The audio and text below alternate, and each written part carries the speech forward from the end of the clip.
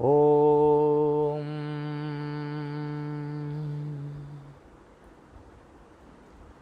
Okay viewers, योग channel में आप सभी का आज फिर स्वागत है।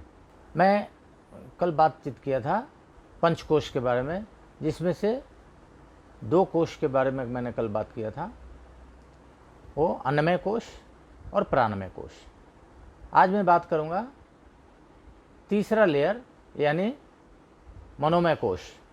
यह बाहर से अंदर की तरफ जाते हुए तीसरा लेयर है।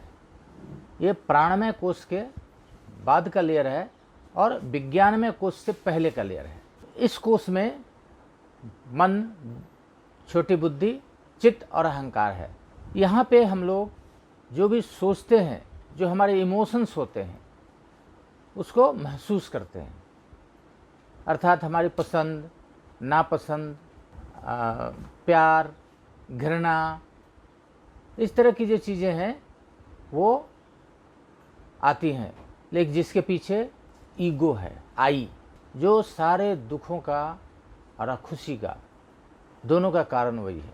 अभी ये जो तीसरा कोश है, इसको हम लोग मजबूत कैसे करेंगे?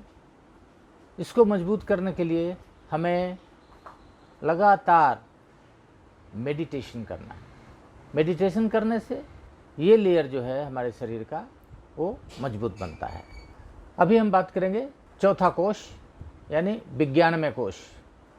यह शरीर का चौथा लेयर है, मनोमय कोश के बाद और आनंदमय कोश से पहले। अभी हम लोग कई तरह से ज्ञान अर्जित करते हैं, पढ़ के, श्रवण करके, किसी बात को डिस्कशन करके। तो यहाँ पे जो हमारा सोच है उसमें निखार आता है, वो इम्प्रूव करता है। यहाँ हमारी आंतरिक चेतनता, जो कॉन्शियसनेस है, वो हर काम के समय हमें आगाह करता रहता है कि हमें क्या करना चाहिए और क्या नहीं करना चाहिए। इसलिए इस लेयर में किसी चीज़ को करने और नहीं करने के लिए ये डिस्क्रिमिनेशन का एक क्षमता सी आ जाती है।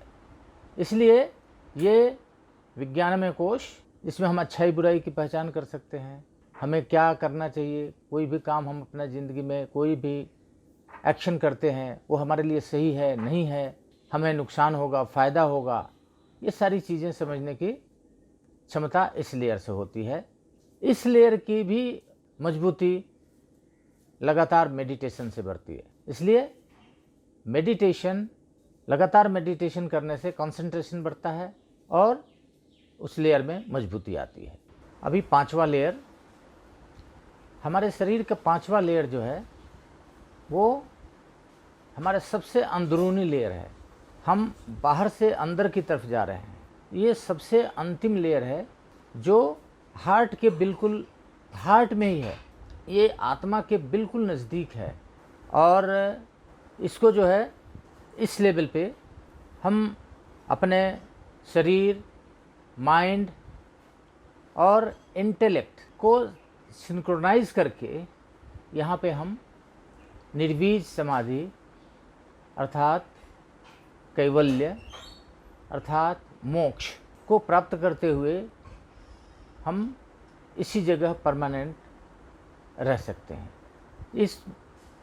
इस लेयर को कारण शरीर या लिंग शरीर या फिर हृदय गुहा, अलग अलग प्रैक्टिशनर्स ने जो अनुभव किया उसके अनुसार नाम दिया है।